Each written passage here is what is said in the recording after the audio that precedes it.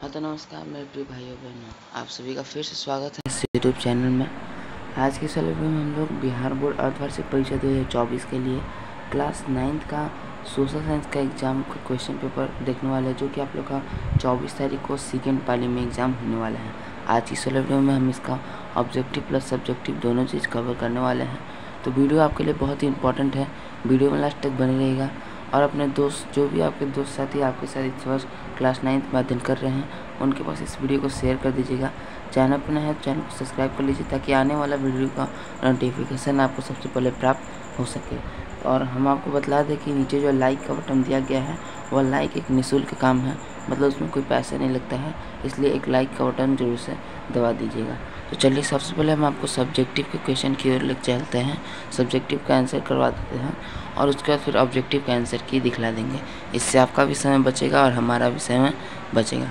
तो चलिए फटाफट से हम लोग वीडियो को शुरू करते हैं।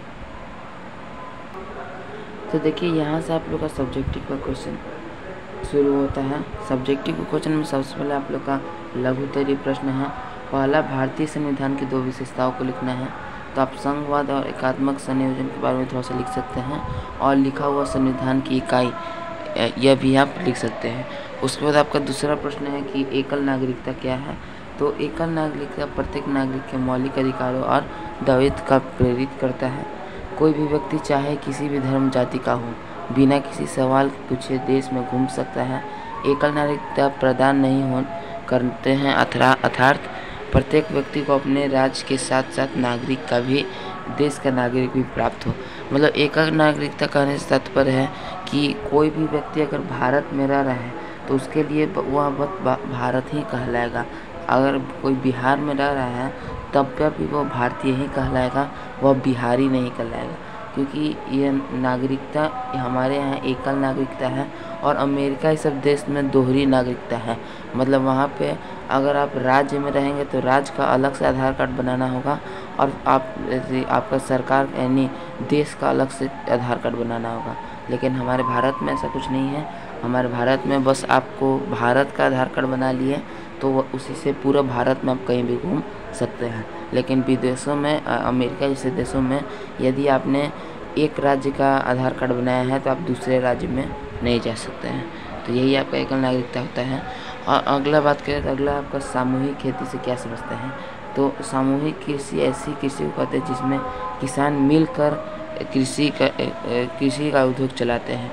कुछ साम्यवादी व्यवस्थाओं में किसानों और मवेशियों सरकारी आदेश असंगठित कर सामूहिक कृषि में लाया गया था।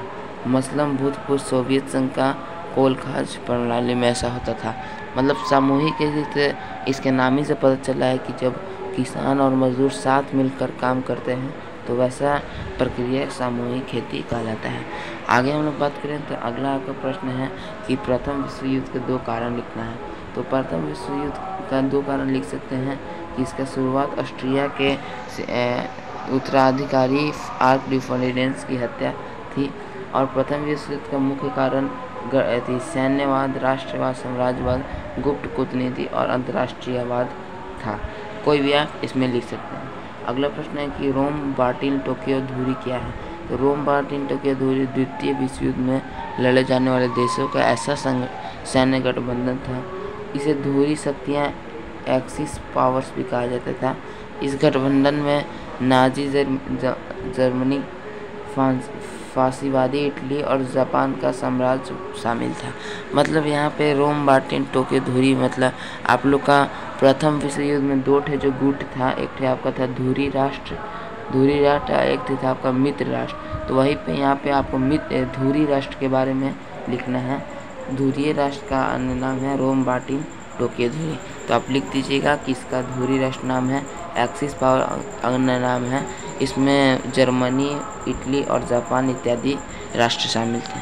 आगे बात करें आपका आगे है कि दीर्घोत्तरीय प्रश्न आप लोगों को आगे दिया गया है कि द्वितीय विश्व युद्ध के कारणों का विस्तार में लिखना है। तो आप यहाँ से यहाँ तक लिख सकते हैं द्वितीय विश्व युद्ध का कारण, इधर भी वही दिया गया है।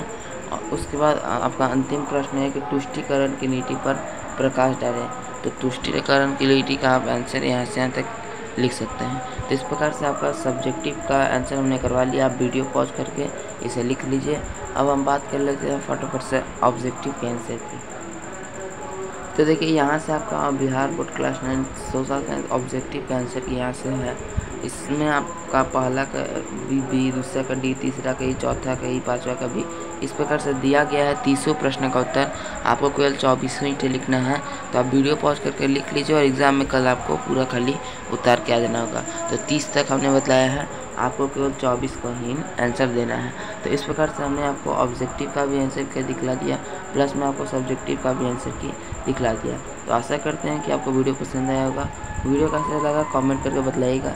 यदि अच्छा लगा तो वीडियो को लाइक कर दीजिएगा। चैनल पर नए हैं तो चैनल को सब्सक्राइब कर लीजिए और अपने दोस्तों के पास इस वीडियो को शेयर करिए जो कि आपके साथ अभी क्लास 9 में अध्ययन कर रहे हैं। तो हम मिलते हैं आपसे अगले वीडियो में किसी नए टॉपिक के साथ। तब तक के लिए जय हिंद, जय भारत।